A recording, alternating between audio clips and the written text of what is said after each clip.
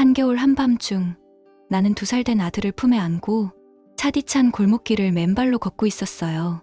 아이의 이마는 불덩이처럼 달아올랐고 나는 약국도 병원도 갈 수 없는 상황에서 눈물만 삼키며 어둠 속을 헤맸죠. 그 순간 이 세상에 나 혼자뿐이라는 절망이 온몸을 덮쳐왔어요. 믿었던 사람에게 배신당하고 기댈 가족 하나 없이 찬바람만이 내 뺨을 스치고 있었죠. 이게 엄마라는 건가? 절박함에 무릎을 꿇으려던 그 순간 누군가 조용히 내 어깨에 손을 얹었어요. 뒤를 돌아보니 안녕하세요. 제 이름은 지민입니다. 부모님이 갑작스럽게 돌아가셨을 때 그건 마치 시간이라는 존재가 내 뺨을 세게 후려친 듯한 충격이었다. 그날 이후로 세상이 조용히 무너져 내리는 소리를 내 귓가에 들은 것 같았다. 나는 아직 어렸지만 그것이 어떤 의미인지 모를 만큼 어리지는 않았다. 세상에서 나를 안아주던 2 손이 사라졌고 다시는 돌아오지 않을 것을 알았다. 하지만 어쩌면 하늘은 그 빈자리를 대신 채워줄 한 사람을 남겨두셨던 걸까? 바로 오빠였다. 아직 부모님이 떠난 지 몇 달밖에 지나지 않았을 때였는데 나는 어느 순간부터 오빠의 곁이 내 마음의 안식처가 되어 있음을 느꼈다. 어느 날 형수님이 내 손목에 예쁜 팔찌를 채워주시며 다정하게 말씀하셨다.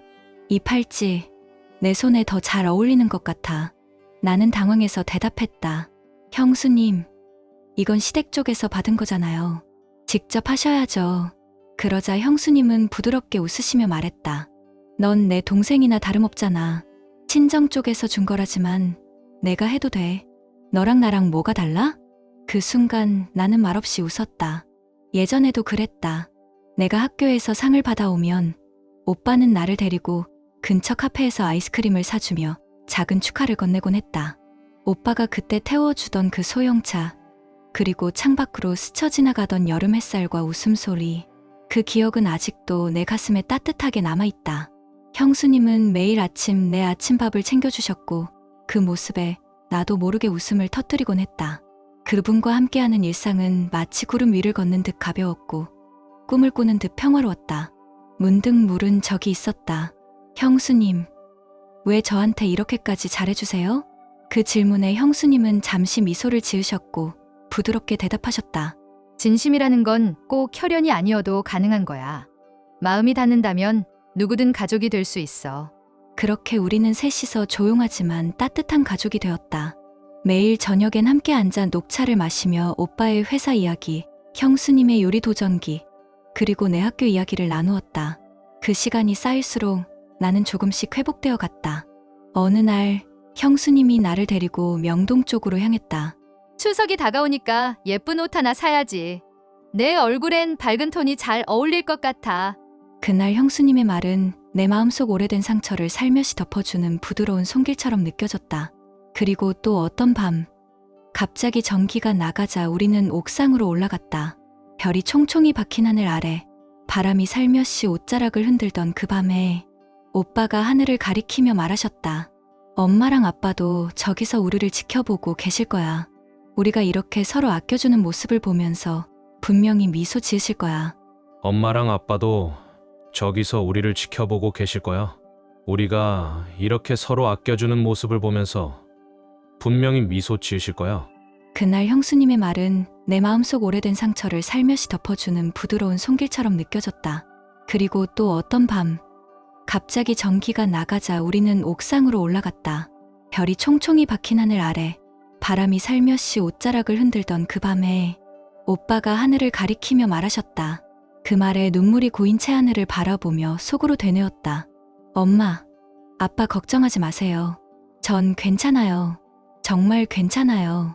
그 순간 형수님이 내 손을 꼭 잡아주셨다. 지민아, 엄마가 보고 싶을 땐 그냥 내 품에 안겨. 괜찮아. 내가 있잖아. 그 말은 내 안의 공허함을 가만히 감싸 안았고 나는 처음으로 이렇게 생각했다. 내가 잃은 것을 하늘은 더 좋은 것으로 대신 주셨구나. 그렇게 하루하루가 차분히 흘러갔다. 하지만 인생이란 언제나 평온하게 흘러가지만은 않는 법이다. 운명은 이미 또 다른 장면을 준비하고 있었던 것 같다. 내 나이와 학업이 어느 정도 찼을 무렵 오빠가 조심스레 내 앞에 앉아 말씀하셨다. 지민아, 너에게 좋은 사람이 나타났어. 경찰관이고 성실하고 믿음직한 사람이야. 인상도 좋고 무엇보다 너를 존중할 줄 아는 사람이야. 하지만 너의 마음이 가장 중요해. 그 말을 들었을 때 왠지 모르게 가슴이 조여왔다. 마치 내가 힘겹게 되찾은 자유와 어린 시절이 문득 끝나버릴 것 같은 두려움. 하지만 나는 오빠의 눈빛에서 진심을 느꼈고 고개를 조용히 끄덕였다. 그 사람의 말처럼 결혼은 시작일 뿐이야라고들 하지만 그 시작이 이렇게 빠르게 다가올 줄은 몰랐어요. 오빠는 조심스럽게 말했어요. 지민아, 그 사람은 성실하고 믿음직한 경찰관이야. 얼굴도 선하고 무엇보다 너를 진심으로 아껴줄 사람이야. 하지만 가장 중요한 건 내 마음이야. 그 말을 들은 나는 아무 말 없이 조용히 고개를 숙였어요. 마음 한구석에서는 낯선 떨림과 함께 어쩌면 이제 진짜 어른이 되는 걸까 하는 생각이 밀려왔어요. 누구의 강요도 아닌 오직 내 안에서 조용히 결심한 순간이었죠. 몇 달 뒤 나는 신부가 되었고 형수님아니 그날만큼은 내 친언니처럼 느껴졌던 그분이 내 손목에 다시 팔찌를 끼워주셨어요. 그리고 내 이마에 조용히 손을 얹으며 속삭이듯 말씀하셨어요. 우리 지민이 이제 새로운 삶을 시작하는구나. 항상 행복해야 해. 어디에 있든 넌 내 동생이야. 그렇게 나는 민석 씨와 결혼했어요. 그는 정말 조용하고 다정한 사람이었어요. 언제나 시간을 정확히 지키고 근무를 마치고 돌아올 때면 비록 제복은 먼지투성이었고 얼굴엔 피로가 가득했지만 늘 나를 보면 살짝 웃으며 이렇게 말하곤 했죠. 지민아, 차 한 잔 줄 수 있을까? 그 말은 매일 같았지만 신기하게도 매일 나를 따뜻하게 만들었어요. 나도 모르게 그 말투, 그 리듬, 그 웃음에 익숙해져 갔죠. 시부모님도 나를 딸처럼 대해주셨고 우리가 함께 사는 그 작은 집은 언제나 사랑으로 가득했어요. 그리 넓지는 않았지만 그 집만큼 포근한 공간은 없었어요. 그러던 어느 해 겨울 우리 아들 지훈이가 태어났어요. 처음 그 작은 생명을 안았을 때 나는 세상을 전부 품은 듯한 기분이 들었어요. 이 아이만 있으면 나도 이젠 어른이야, 엄마야 그렇게 생각했죠. 민석 씨도 지훈이를 너무나 사랑했어요. 근무 중에도 틈틈이 연락을 해오며 지훈이 오늘은 뭐 했어? 하고 물었고 집에 오면 꼭 먼저 아이를 안아주었죠. 그런데 어느 날 민석 씨가 집에 돌아왔을 때 표정이 너무도 어두웠어요. 무언가를 말하려는 듯 하다가 아무 말 없이 고개만 저었죠. 무슨 일이에요? 회사에서 안 좋은 일 있었어요? 나는 조심스럽게 물었고 그는 조용히 말했어요. 괜찮아. 다만 나의 정직함이 누군가에게는 눈엣 가시가 된 것 같아. 그 말에 나는 마음이 싸늘하게 얼어붙는 느낌이 들었어요. 하지만 나는 믿었어요. 진실은 언젠가 드러나요. 걱정 마세요. 시간이 답을 줄 거예요. 그 말은 내 위로였고 동시에 내 바람이기도 했어요. 그러나 상황은 점점 악화되어 갔어요. 의심은 확신으로 번졌고 민석 씨는 조사 대상이 되었어요. 그는 점점 말수가 줄어들었고 어느 날 밤 식사를 마친 직후 그는 갑자기 바닥에 쓰러졌어요. 민석 씨, 나는 소리를 지르며 달려갔고 시부모님도 놀라서 함께 구급차를 불렀어요. 하지만 병원에 도착하기도 전에 그는 숨을 거두었어요. 의사는 조용히 말했어요. 심장이 갑자기 멈췄습니다. 굉장히 강한 심근경색이었습니다. 그 순간 나는 병원 복도에 주저앉았어요. 말이 나오지 않았고 눈물도 흐르지 않았어요. 단지 하루아침에 세상이 바뀌었다는 사실만이 몸속 깊이 파고들었죠. 이제 남은 건 1살밖에 안 된 아들과 갑자기 텅 빈 세상뿐이었어요. 이웃들은 조문을 왔고 시부모님은 말을 잃으셨어요. 지훈이의 울음소리만이 이 집의 유일한 소리처럼 퍼졌어요. 그리고 어느 날 오빠와 형수님이 찾아오셨어요. 형수님은 나를 안아주며 말했어요. 지민아, 너 혼자가 아니야. 우리 있어. 너한테는 아직 가족이 있어. 하지만 그 순간에 나는 더 이상 예전의 지민이 아니었어요. 머리는 헝클어졌고 눈 밑엔 검은 그림자가 내려앉아 있었고 옷에는 지훈이의 자국과 흔적들로 가득했어요. 나는 단지 엄마일 뿐, 더 이상 소녀도 아내도 아니었어요. 오빠가 조심스럽게 말했어요. 앞으로 어떻게 하고 싶니? 나는 대답하지 못했어요. 그저 고개를 떨궜어요. 하지만 운명은 나를 또 한 번 홀로 내몰았어요. 시어머니는 얼마 후 병원으로 세상을 떠나셨고 그 뒤를 따라 시아버지도 돌아가셨어요. 그렇게 지훈이가 2돌도 되기 전 나는 세상에 완전히 혼자가 되었어요. 혼자서 밥을 지었고 혼자서 빨래를 했고 혼자서 아이를 재웠어요. 하루하루가 투명하게 무너지는 것 같았어요. 그때 형수님이 말했어요. 이젠 그만 집으로 돌아와. 너 혼자 모든 걸 감당할 필요 없어. 나머진 우리가 함께 할게. 나는 처음엔 거절했어요. 형수님의 제안이 고마우면서도 왠지 모르게 마음 한구석이 무거웠거든요. 그 집에 계속 있으면 민석 오빠의 흔적만 더 선명해질 거야. 잊으려 해도 매일 같이 떠오를걸. 그러니 우리랑 같이 지내자. 우리가 함께 너를 안아줄게. 그 말을 듣는 순간 내 안의 망설임은 조용히 고개를 숙였어요. 나는 조용히 시댁집의 문을 닫고 열쇠를 형수님 손에 건넸어요. 그 집은 한때 사랑과 웃음으로 가득 찼던 공간이었는데 지금은 단지 벽과 침묵만 남아 있었어요. 오빠는 말없이 내 짐을 들어 올렸고 형수님은 지훈이를 품에 안으며 웃으셨어요. 이젠 우리 가족이야. 이 집은 내 집이고 지훈이도 우리 아들이야. 이전과 같은 방이었지만 이번엔 오빠가 세심히 손을 보았더라고요. 지훈이에게는 새로 장만한 작은 침대가 있었고 알록달록한 장난감들과 동화책, 예쁜 그림이 가득했어요. 형수님은 내 옷장 안에도 새 옷들을 채워두셨고 나는 그날부터 완전히 다른 삶을 살기 시작했어요. 아침이면 형수님이 부드러운 목소리로 나를 깨우셨어요. 지민아, 아침 차렸어. 지훈이도 벌써 일어났어. 어느 날은 지훈이를 씻겨주시고 또 어떤 날은 새 옷을 꺼내 입혀주시고 지훈이가 때를 써도 조곤조곤 달래며 웃음을 잃지 않으셨어요. 오빠도 퇴근하고 오면 지훈이를 꼭 안고 우리 지훈이 어디 가고 싶어? 하며 공원에도 데려가고 아이스크림도 사주고 마음껏 놀게 해주었죠. 지훈이도 어느새 익숙해졌는지 마미가 그네 태워줬어요. 진짜 재밌었어요. 하며 해맑게 웃었어요. 그 말을 듣는 내 마음은 어느새 조금씩 따뜻해지고 있었어요. 어느 날 형수님이 새 스카프를 들고 오셨어요. 이거 내 얼굴 톤이랑 정말 잘 어울릴 거야. 요즘 다시 웃는 너를 보면 그게 얼마나 고마운지 몰라. 그 말에 나는 웃으며 대답했어요. 그게 정말 감사해요. 전부 다 형수님 덕분이에요. 조금씩 나도 일손을 보태기 시작했어요.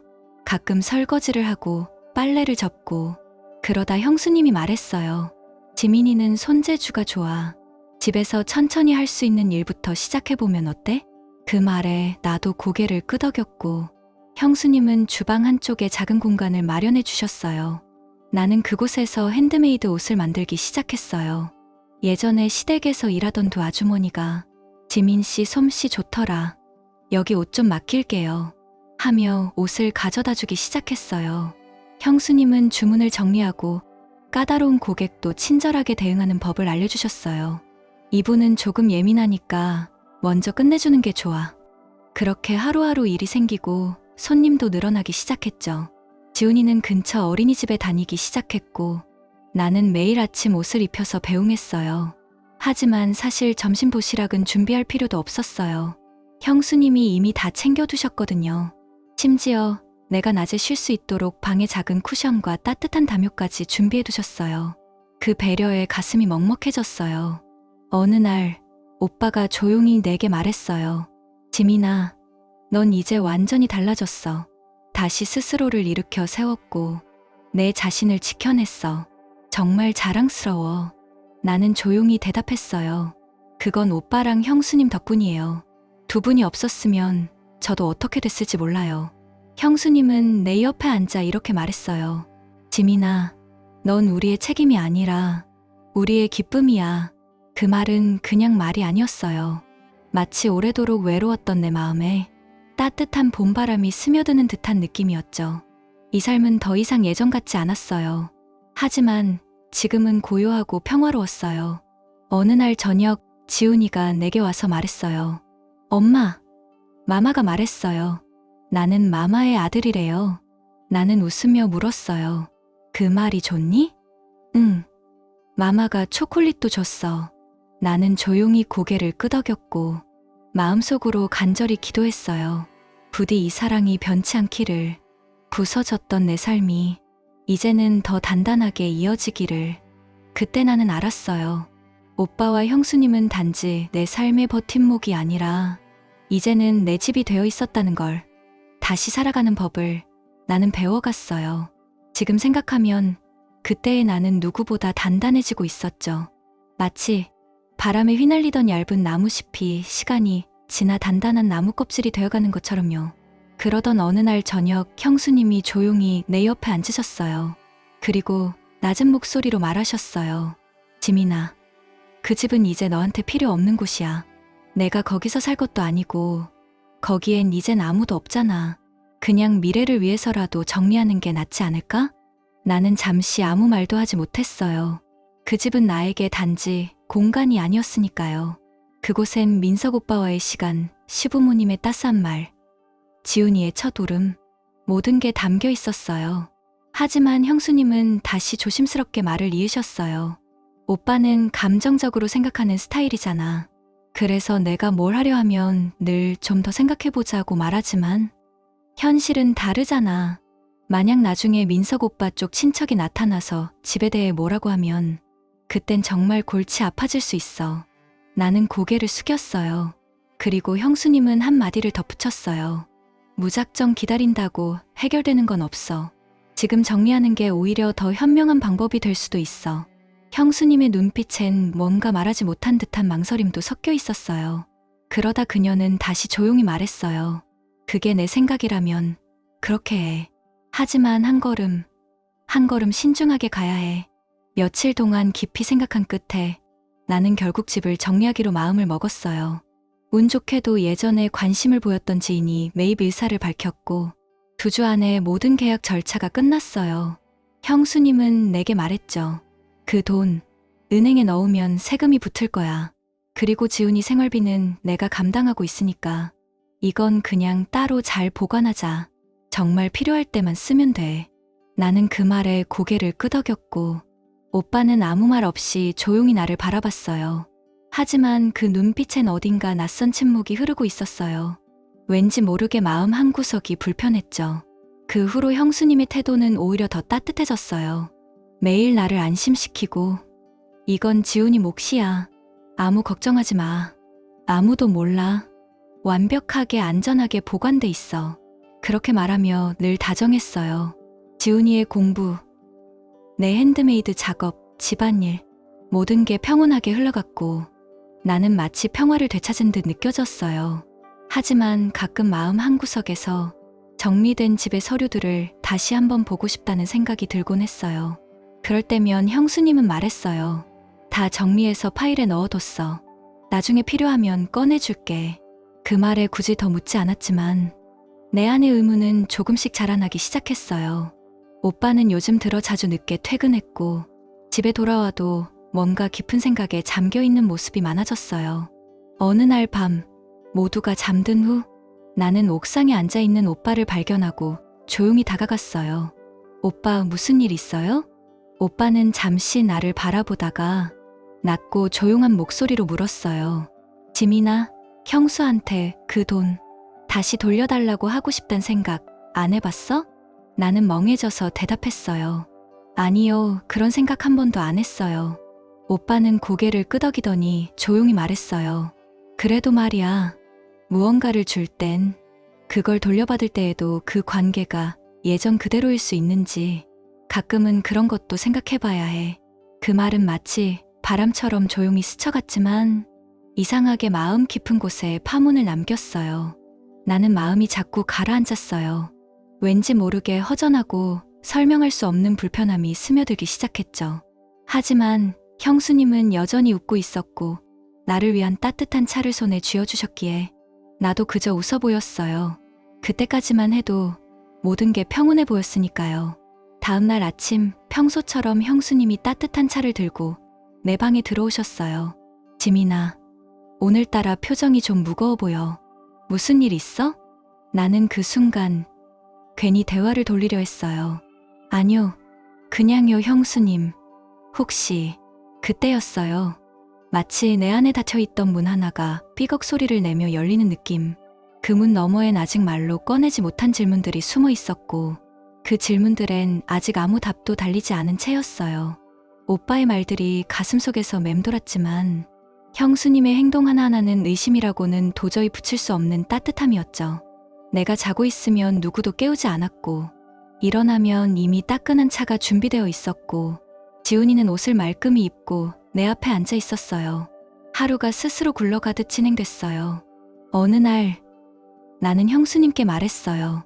형수님, 나 가끔 이상해요. 너무 아무것도 안 하니까 나만 멈춘 것 같아요.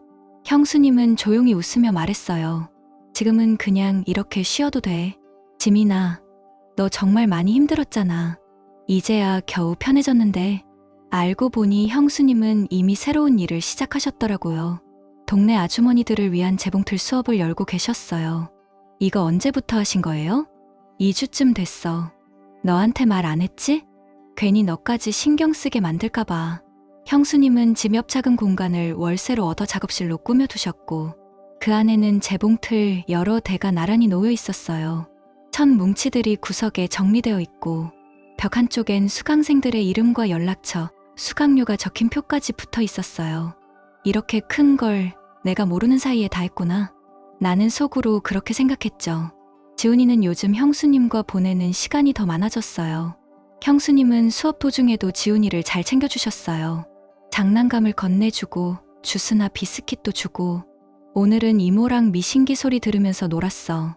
지훈이는 즐거워 보였고 나 역시 안심이 됐어요. 형수님은 여전히 나를 쉬게 했어요. 청소, 빨래, 식사 준비까지 모두 도맡으셨고 내가 뭔가 하려 하면 하지 마. 지금은 그냥 내 몸도 마음도 다 쉬어야 할 때야. 그렇게 말하며 멈춰 세우셨어요. 나는 대부분의 시간을 방 안에서 보냈어요. 책을 읽고 오래된 앨범을 들춰보고 지훈이랑 놀거나 때로는 동네 소녀들과 이런저런 얘기를 나누고 어쩌면 너무 평온해서 불안해졌는지도 몰라요. 가끔 가족들 사이에서 작은 지출 이야기가 오가면 나는 괜히 주눅이 들었고 내가 정말 이렇게 아무 일도 안 하고 있어도 되는 걸까?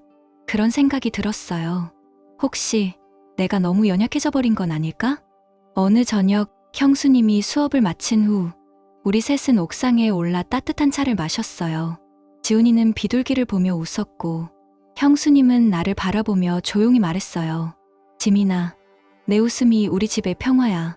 그 순간 이렇게 조용하고 안정된 삶이 오히려 나를 당황스럽게 만들었어요. 너무나 편안했기에 가끔은 죄책감이 밀려오기도 했죠. 이대로 계속 이렇게 살아도 되는 걸까? 나도 무언가를 시작해야 하지 않을까? 공부를 다시 시작해볼까? 온라인 강의를 들어볼까? 무엇이든 그냥 가만히 있는 게 불편하게 느껴졌어요. 하지만 그런 생각을 하는 와중에도 형수님은 여전히 따뜻한 식사를 준비했고 짧은 농담과 따스한 말로 나를 감쌌어요. 그런데 이 고요함 속에서 점점 자라나는 감정이 하나 있었어요. 이 모든 게 과연 영원할까? 이 평온함은 혹시 다가오는 폭풍 전에 찾아온 침묵은 아닐까? 그 생각은 자꾸만 자라났지만 나는 애써 그 마음을 눌러 담았어요. 왜냐면 그때까지는 내 안에 아무런 의심도 확신도 없었으니까요. 그 즈음 겨울이 갑자기 깊어졌어요. 해가 지고 나면 날카로운 바람이 벽 틈 사이로 스며드는 듯한 느낌이 들었죠. 그 바람처럼 불안함도 어쩌면 조용히 틈을 타 들어오고 있었는지도 몰라요. 지훈이는 요즘 학교에서 돌아오면 자꾸 졸려하고 축 처져 있었어요. 처음엔 그냥 겨울 날씨 탓인가 싶었죠. 하지만 그날 밤 갑자기 열이 심하게 오르기 시작했어요. 손은 불처럼 달아올랐고 숨은 거칠어졌고 눈은 제대로 뜨지도 못한 채 엄마하며 끙끙 앓기만 했어요. 나는 겁에 질려 형수님 방으로 뛰어갔어요. 문을 조심스레 두드리며 말했죠. 형수님, 지훈이가 너무 아파요. 열이 많이 나고 숨도 가빠요. 하지만 돌아온 대답은 너무나 낯설고 차가웠어요. 내일 아침에 병원 데려가 봐. 지금은 자야겠어. 나도 너무 피곤해. 나는 그 순간 무언가 이상하다는 걸 느꼈지만 형수님도 하루 종일 피곤했겠지 하며 스스로를 설득했어요. 지훈이에게 해열제를 먹이고 나는 밤새도록 아이를 품에 안고 한숨도 자지 못한 채 앉아 있었어요. 아침이 되어 형수님은 평소처럼 식탁에 아침을 차려놓았고 나를 흘끗 보며 말했어요. 지민아, 너 하루하루가 드라마야. 오늘은 지훈이 아프다. 내일은 내가 아프다. 도대체 우리가 언제까지 이런 걸 참아야 하니? 나는 그 말을 듣고 그 자리에 얼어붙었어요. 형수님, 왜 그렇게 말씀하세요? 저 그냥 아이가 아파서 걱정됐을 뿐이에요. 형수님은 식탁 위에 손을 털며 말했어요. 그만 좀 해. 1년 넘게 너랑 내 얼굴 보며 살았어. 매일매일 무슨 사건, 무슨 사연. 내 오빠가 무슨 호텔 사장이야? 매달 내 생활비 대느라 지쳐 죽겠어. 그 말 한마디, 한마디가 내 마음을 조각내는 것 같았어요.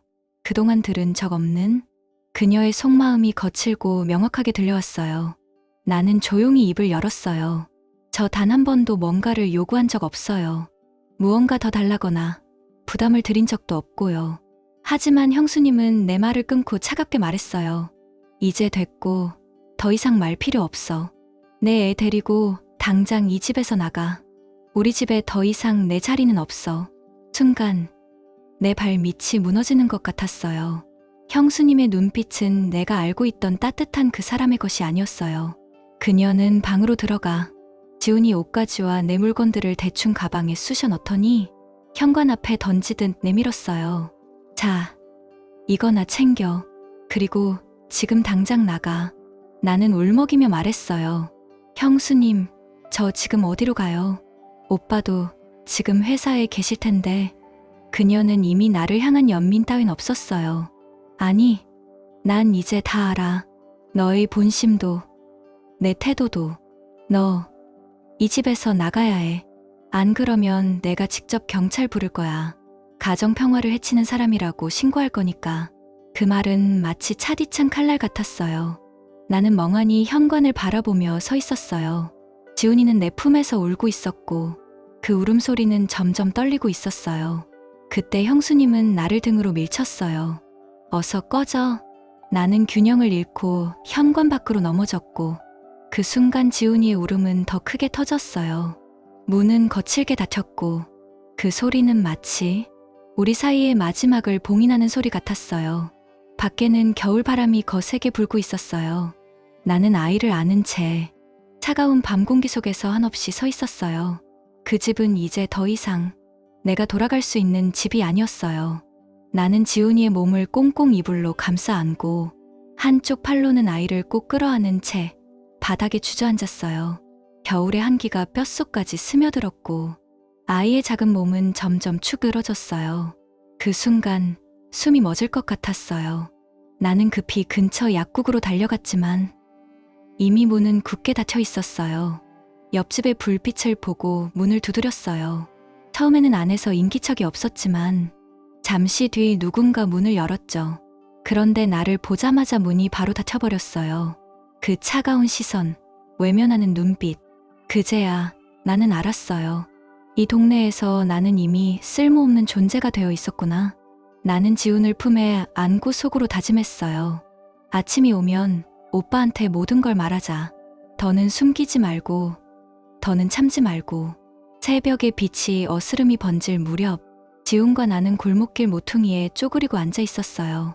젖은 공기, 얼음처럼 차가운 바람, 길가에 나뒹구는 낙엽들 사이에서 우리는 마치 한 장면의 뒷배경처럼 조용히 앉아 있었어요. 지훈의 열은 내려가지 않았고 그 작은 몸은 점점 더 축 늘어지고 있었어요. 정말 난 이제 아무 쓸모도 없는 사람일까? 형수님 말처럼 난 집만 되는 존재였을까? 나는 떨리는 다리로 가까운 병원으로 달렸어요. 아직 문은 닫혀 있었고 나는 병원벽에 등을 기댄 채 지훈을 안고 앉아 수없이 그의 이마를 만지작거리며 조용히 기도하고 있었어요. 문이 열리고 간호사가 물었어요. 아이 상태가 어떤가요? 열이 너무 심해요. 밤새 밖에 있었어요. 의사 선생님이 나와 지훈을 안으로 데려갔고 진료를 마친 뒤 약을 건네주셨어요. 하지만 그의 표정은 점점 무거워졌어요. 아이가 많이 쇠약해졌어요. 이런 추위가 상태를 더 악화시킨 것 같아요.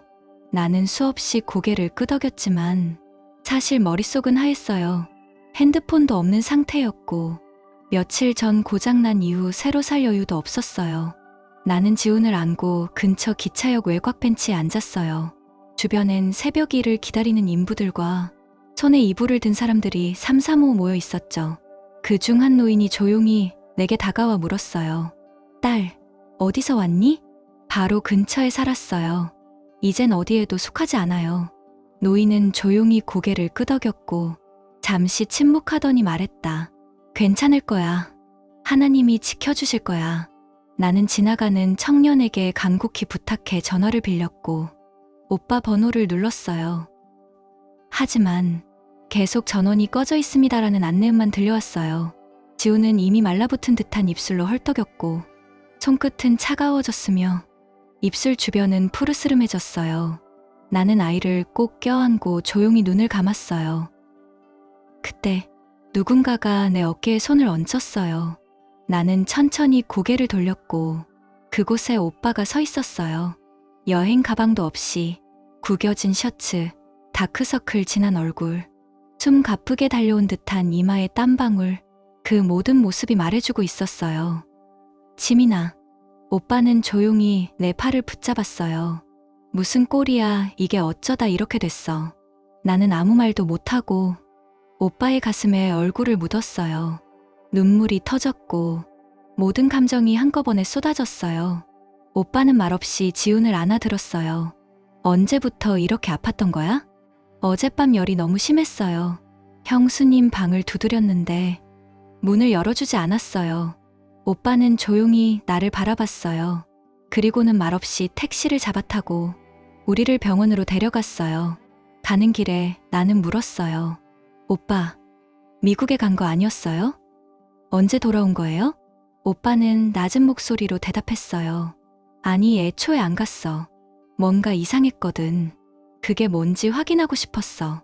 병원에 도착하자마자 지우는 응급실로 옮겨졌어요. 의사들은 서둘러 처치를 시작했어요. 그리고 나는 그 복도 한쪽에서 더는 울 힘도 없이 멍하니 앉아 있었어요. 나는 조용히 오빠에게 말했어요. 정말 아직도 믿기지 않아요. 형수님이 그런 일을 하실 수 있었다는 게요. 오빠는 아무 말 없이 병원 밖으로 나갔다가 잠시 후 내 오래된 가방을 들고 돌아왔어요. 이거 내 거 맞지? 집에 있길래 챙겨왔어. 나는 가방을 받아들고 아무 말도 할 수 없었어요. 오빠는 무거운 표정으로 말했어요. 형수랑은 다 얘기했어. 이제 감출 것도 없고 더 숨길 이유도 없어.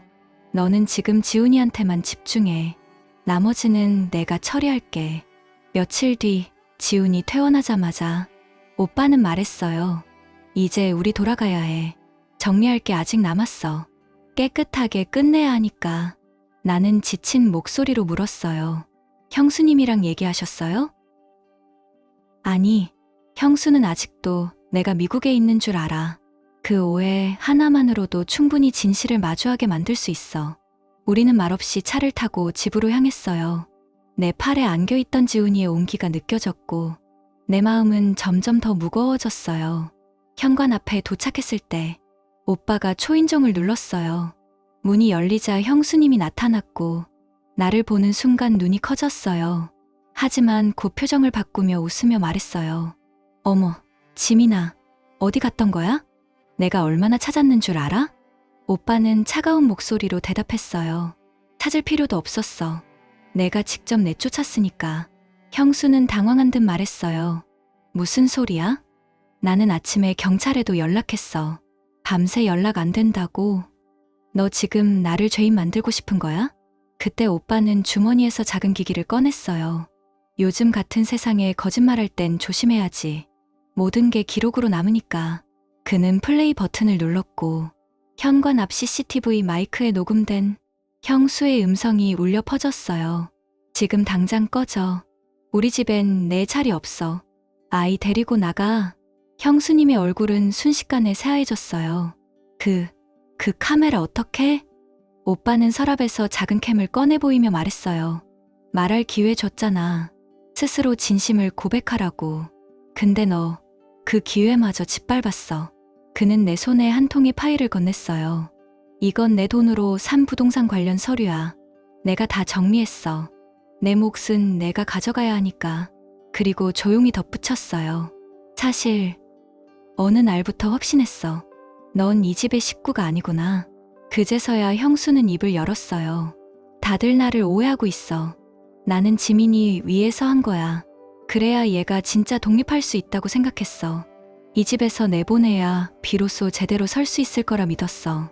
경찰이 형수를 데려가려 하자 그녀는 무릎 꿇고 말했어요. 한 번만, 제발 한 번만 기회를 줘. 내가 다시는 안 그럴게. 오빠는 냉정하게 말했어요. 그 기회 내가 처음 거짓말했을 때 받았어야 했어. 지금은 늦었어. 나는 지훈이를 품에 꼭 안은 채 서 있었어요. 마음속엔 단 하나의 질문이 울리고 있었어요. 왜? 왜 이렇게까지 된 걸까? 내가 정말 그렇게도 어리석었을까? 사람의 진짜 얼굴을 보지 못할 정도로 말이야. 그리고 이제 모든 진실이 드러났는데 과연 다시 누군가를 믿을 수 있을까? 형수가 체포된 뒤 며칠간 집 안에는 무거운 정적이 맴돌았어요. 경찰은 본격적인 수사를 시작했고 오빠는 사건 파일을 변호사에게 맡겼어요. 나는 그냥 이쯤에서 모든 게 끝났으면 했어요. 하지만 오빠의 눈빛은 말하고 있었어요. 아직 끝나지 않았다. 어느 날 저녁 오빠가 집에 들어오면서 손에 낡은 휴대폰과 오래된 서류 몇 장을 들고 있었어요. 지민아, 이건 예전에 집 창고에서 나온 거야. 모든 걸 내 눈으로 끝까지 확인하고 싶었어. 왜냐면 형수는 나뿐만 아니라 자신까지도 속였더라고. 그날 조사실에서 형수를 다시 마주했을 때 형수는 마침내 입을 열었어요. 난 당신을 한 번도 사랑한 적 없어. 이 결혼 내 의지가 아니었어. 내가 원한 사람은 따로 있었고 우리 부모가 억지로 이 결혼을 시켰어. 오빠는 담담한 얼굴이었어요. 이미 알고 있었던 표정이었어요. 그렇다고 이렇게까지 해야 했어? 복수라도 하고 싶었던 거야? 형수는 고개를 저었어요. 복수가 아니라 그저 내 삶을 돌려받고 싶었어. 내가 원했던 그 예전의 삶을 당신이 앗아갔다고 생각했거든. 하지만 넌 삶이 아니라 모든 걸 망가뜨린 거야. 나뿐만 아니라 지민이와 지훈이까지. 그 순간 형수는 눈을 감았어요. 입술이 떨렸고 숨이 가빠졌어요. 그리고 그녀는 조용히 말했어요. 나는 일부러 아이를 갖지 않았어. 약도 먹었고 피했어.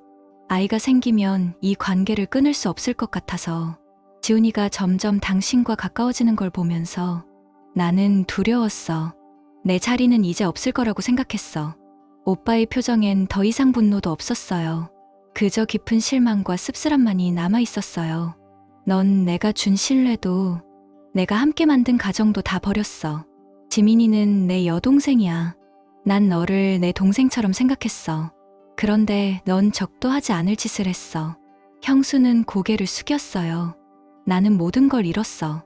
결국 그 오래된 사랑 하나를 못 잊고 그것에 목매어 살아왔고 결국엔 나 자신까지 망쳤어. 오빠는 경찰에게 고개를 끄덕였어요. 데려가 주세요. 나머지는 법정에서 얘기하겠습니다.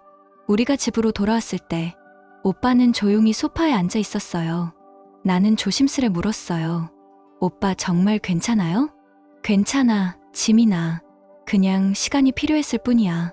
진실은 결국 스스로 드러나게 돼. 그 순간 오빠의 눈가엔 처음으로 눈물이 맺혀 있었어요. 하지만 그 속엔 결심이 서려 있었어요. 고통 속에서도 단단히 굳어진 그런 결심이요. 다음 날 오빠는 변호사 사무실로 가 지금까지 모은 증거들을 하나하나 정리했어요. 녹음 파일, 영상 기록, 서신들, 금전거래 내역까지 모든 자료를 하나의 두꺼운 파일로 정리했어요. 그리고 말했어요. 지민아, 이건 더 이상 개인의 문제가 아니야. 법 앞에서 명확히 밝혀져야 할 일이야. 오빠는 조용히 나에게 문서를 내밀었어요. 이건 내 명의로 위조된 위임장 원본이야. 너도 여기 사인한 적 없지? 나는 조용히 고개를 끄덕였어요. 그 종이 위엔 내가 한 번도 보지 못한, 하지만 분명 내 이름이 서명된 거짓의 흔적이 또렷이 남아 있었어요. 조사관은 서류를 한 장씩 넘겨보며 말했어요. 이건 단순한 일이 아닙니다. 명백한 사문서 위조와 재산 사취의 정황이 드러나네요. 즉시 형사 고발 대상입니다. 오빠는 조용히 말했다. 이 영상들도 함께 제출합니다. 집 곳곳에 설치해둔 CCTV에 다 찍혔어요. 지민이와 아이를 어떻게 내쫓았고 그 남자를 어떻게 몰래 집 안으로 들였는지까지. 경찰은 사건을 접수하고 변호사는 법원에 정식으로 고소장을 접수했어요. 그리고 드디어 재판 날짜가 정해졌어요. 재판 당일 오빠는 평소와 달리 무거운 표정으로 말했어요. 지민아, 이제는 더 이상 마음으로만 견디지 마. 이건 우리가 정당하게 되찾아야 할 진실이야. 법정 안, 형수와 그녀의 내연남은 경찰의 감시 속에 나란히 앉아 있었어요. 검찰 측 변호사는 차분히 입을 열었어요. 피고는 남편의 신뢰를 저버리고 미망인이 된 신우이와 그 아이를 계획적으로 내쫓았으며 그들의 재산을 빼앗기 위해 문서를 위조하고 모든 정황을 조작했습니다. 그날 법정에선 영상 증거들이 하나씩 재생되었어요. 고요한 가운데 모든 이가 숨죽여 그 장면들을 지켜봤어요. 판사는 위조된 위임장, 가짜 계약서, 형수와 내연남의 서명이 담긴 문서를 차례로 확인했어요. 그리고 조용히 고개를 끄덕였죠. 피고 본인도 영상에서 이제 이 집은 우리 거지라고 말합니다. 부정할 수 없는 증거입니다. 판사는 두 사람 모두에 대해 구속 수감 결정을 내렸고 변호사는 오빠에게 말했어요. 이번 사건은 증거가 명확합니다. 최종 판결은 우리가 원하는 방향대로 나올 겁니다. 집에 돌아온 오빠는 깊은 숨을 내쉬며 말했어요. 이제는 법이 일을 시작했어. 그럼 집은, 재산은 다 괜찮은 거예요? 내가 조심스럽게 묻자 오빠는 고개를 끄덕였어요. 법원이 위임장은 위조된 것으로 인정했고 집도, 땅도 다 내 거야. 걱정하지 마. 오빠는 잠시 멍하니 하늘을 바라보며 조용히 중얼거렸어요. 어떤 사람들은 관계도 돈으로 살 수 있다고 생각하지. 하지만 진실엔 가격이 없어. 이틀 뒤 경찰서에서 연락이 왔어요. 형수가 보석을 신청했다는 소식이었어요. 오빠는 단호하게 말했어요. 변호사님, 우리 반드시 보석 반대 신청을 해야 합니다. 이들이 풀려나면 증거를 인멸할 수도 있어요. 법원은 이를 받아들였고 두 사람의 보석 청구는 기각됐어요. 그날 밤 오빠는 마당에 앉아 있었어요. 나는 조용히 차를 가져다 드렸죠. 오빠 이제 어떻게 하실 거예요? 오빠는 씁쓸한 미소로 말했어요. 이제 우리 할 일은 하나야. 그냥 다시 사는 거. 나는 속으로 조용히 생각했어요. 관계의 게임에서도 결국 법이 말하면 진실은 결코 무너지지 않는다. 그날 이후 집엔 다시 평화가 찾아왔어요. 지훈이도 건강을 되찾았고 우리 셋은 다시 예전처럼 함께 웃을 수 있었어요. 어느 날 오빠는 회사에서 돌아오자마자 나를 보며 멈춰섰어요. 그리고 조용히 말했어요. 지민아, 나 너한테 사과하고 싶어. 너를 믿긴 했지만 좀 더 빨리 움직였더라면 너랑 지훈이가 이런 고생은 안 했을 텐데. 그는 지훈이를 안아 올렸어요. 이 아이는 내 아이이기도 하지만 이제 내 아들이기도 해. 나는 얘가 내 성이 아니라 그 엄마의 강인함을 자랑스럽게 여기며 자랐으면 해. 나는 조용히 고개를 끄덕이며 말했어요. 오빠는 부모님이 돌아가신 후에도 제 머리 위 그늘이 되어주신 분이에요. 그것만으로 충분해요. 며칠 뒤 법원에서 판결문이 나왔어요. 형수는 사문서 위조, 사기, 재산 편취 시도 혐의로 징역 3년형을 선고받았어요. 그 사람의 남자였던 그 사람. 지금도 감옥 안에 있다. 가끔 편지를 보내면서 반성하고 있다고 말한다지만 나는 안다. 그 여자는 아직도 나를 질투한다. 그게 그녀의 마음속에 얼마나 깊게 박혀 있었는지 지금도 씻기지 않는 모양이다. 하지만 이제는 괜찮다. 나에게는 질투가 아닌 희망과 인내로 지켜낸 삶이 있으니까 빛은 시기하는 사람의 마음엔 스며들지 않는다. 그리고 나는 기도와 사랑으로 얻은 이 평화를 품고 있다. 하루는 우리 모두 함께 저녁을 먹고 있었다. 지훈이가 묻는다. 왜 숙모는 언제 와? 오빠가 대답했다. 그분은 이제 우리 가족이 아니란다. 우린 앞으로 더 따뜻한 가족이 될 거야. 그날 이후 오빠는 변화를 결심했다. 업무의 일부를 동료에게 맡기고 작은 전원주택을 샀다. 그곳은 주말이면 나와 지훈이와 함께 시간을 보내는 아늑한 쉼터가 되었다. 고요한 바람이 부는 들판, 풀 내음 가득한 마당, 창 너머로 비추는 석양의 빛, 그 모든 것이 내 안에 부서진 조각들을 하나하나 이어 붙여주었다. 몇 달의 시간이 지나고 상처들은 천천히 아물었다. 어느 날 오빠가 내게 다가왔다. 손에 편지 한 통을 들고 있었다. 이거 마지막으로 전하고 싶은 말이래. 나는 조용히 편지를 읽고 접었다. 그리고 말했어요. 이제 이 이야기는 끝이에요. 다시는 그 사람에 대해 말하지 않기로 해요. 오빠는 고개를 끄덕이며 대답했죠. 그래. 이젠 앞으로만 보자. 지금 내가 이 글을 쓰는 이 순간, 지훈이는 내 옆에서 숙제를 하고 있다. 아이 얼굴에 햇살이 비친다. 나는 조용히 기도한다. 하늘에 계신 엄마 아빠, 이젠 걱정하지 마세요. 저는 잘 지내고 있어요. 제 아이도 저도 따뜻한 집 안에서 다시 웃고 있답니다. 삶은 가끔 우리를 시험한다. 가장 믿었던 사람에게서 상처받고 세상이 무너지는 순간을 겪게도 하지만 결국 믿음과 용기는 우리를 다시 일으켜 세운다. 진심은 언제나 통한다. 그리고 가족이란 피보다도 진한 마음으로 만들어진다. 여러분, 저희 이야기가 마음에 드셨다면 댓글로 꼭 알려주세요. 영상에 좋아요를 눌러주시고 많은 분들과 공유해주세요. 처음 오신 분들은 채널을 꼭 구독하시고 알림 설정도 잊지 마세요. 감사합니다.